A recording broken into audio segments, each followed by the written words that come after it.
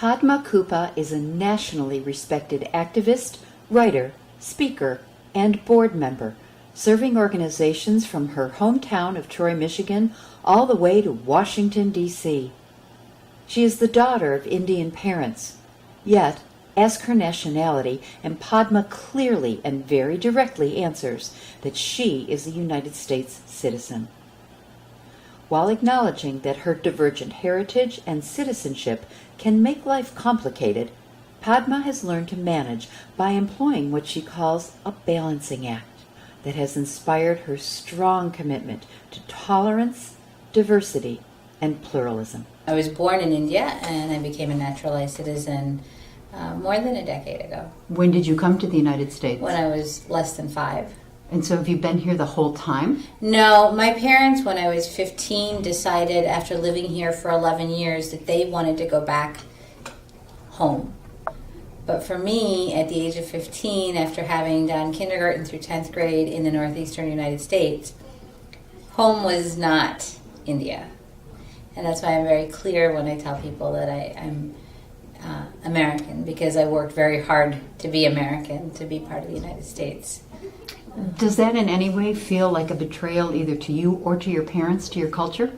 I think my parents felt like I should absorb and be Indian when I got back. And I did appreciate a lot of what India represents, particularly the religious and pluralistic aspects and how diversity is so easily embraced. In India? In India.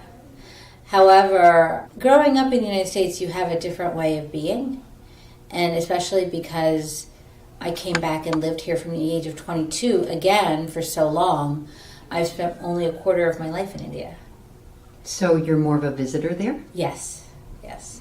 I do fit in at times, but I always feel like I'm an outsider. And yet, when you look at people, you, again, I we're look very like, visual. yes. So you look the same, Yes. but you're inside, you don't feel the same. Yes. Is that conflicting to you?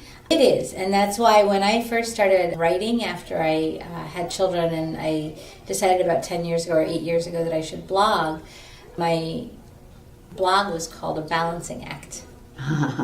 And that's what it feels like to you. Yes, because it's not just about balancing the competing priorities of being a wife and a mother or a career woman and a community leader. It's also about balancing between being Indian and American. Because there's an aspect of India that's not a nation state. There's an aspect of India in me that is the culture and what's associated with that. The food, the clothing, the religious, because Hinduism, which is a religion that I practice, it's been there forever in India. It's not been in the United States forever. So it's something that I am an outsider here as well, oftentimes. So that balancing act is also how to balance being part of something, but also being outside something.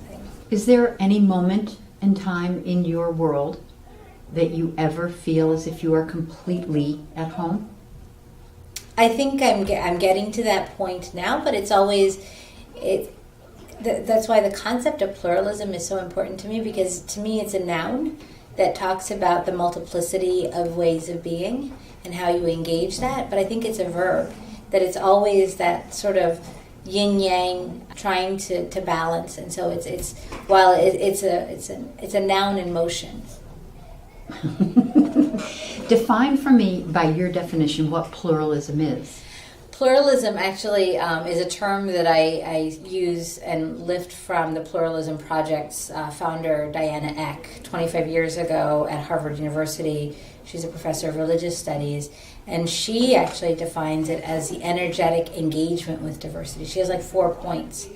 It's not just diversity alone, it is the encounter of commitments across diversity. And when that diversity is within you, that is what makes pluralism so important to work towards, and why it's something that you're constantly striving for. Unless you've grown up and lived in the same neighborhood all of your life and don't know any different than that essence of being. But I think that the concept of pluralism can apply easily to even someone who lives in the same neighborhood, because you are at once a mother, a daughter, daughter-in-law, a niece. There's always competing priorities for anyone. So it can be in life stages. It doesn't have to be as far as culture or race or Right. gender. It can just be life roles. Right. Wow. You're a multiplicity of people, and you don't just take on one form, and finding your identity, who you are in the midst of all that multiplicity. I have a feeling that we could spend our whole interview time discussing the philosophies and all those things, and there's so many things I want to talk to you about, but I would like for you, because I have struggled all my life with religions like yours, also with Judaism, because it's not a religion, it's also a culture. And I've never been able to figure out how you decide which is which. You are a Hindu or you are a Jew. Is that your religion? Is that your culture? And how do I figure that? Because I'm Catholic. I'm Irish Catholic. See, I have two different titles for what I am. I don't understand that. How do you define? Well, how can you make somebody like me who has no context understand that? So first of all, Hinduism is a family of religions. It's not one religion. Okay. There is a huge difference between Eastern and Western ways of understanding spirituality and religion. Okay. I see, and that is another one of those things that is the competing priorities. So you're telling me my life as someone living in the Western world predisposes me to a mindset that can't really understand it.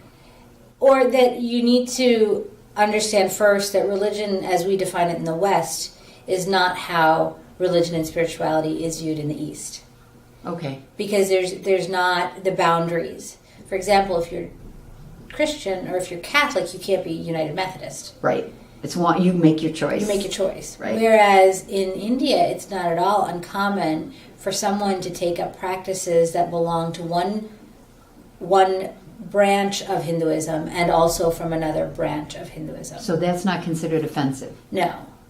It's the ultimate truth with a capital T is one, but the paths to it are many. And that whole idea that you can find your own path and that everybody has their own unique path. And as you said earlier about the stages where you are in life will determine what your path is. And that's why the Bhagavad Gita is a very important factor in my work and what I do, because it says, fulfill your responsibility, and then God will take care of the rest. And that's what you explained to me earlier is on the piece of artwork behind you, the inscription, what you would call the words in the upper right-hand corner, that's what that means. Yeah, that's Sanskrit. Those words are in the Lipi of Devanagari, or Sanskrit, which is also the alphabet that is used to represent Hindi. And it means fulfill your responsibility, but not expect anything in terms of reward from the work that you do. And so, karmanye vadikaraste ma phaleshu kadachana is the Sanskrit, but that's basically the essence of how I've lived my life, is fulfill what I need to do at that point in time. But the big question is, what is my responsibility at that point in time? How do you figure that out? And that's what you need to, you need to consult with others, you need to examine yourself, you need to self-reflect. Gurus, peers, friends, parents, different people who will give you advice based on your own reading and of where you are in life. In sense of yourself, Yeah. to some extent. Yes.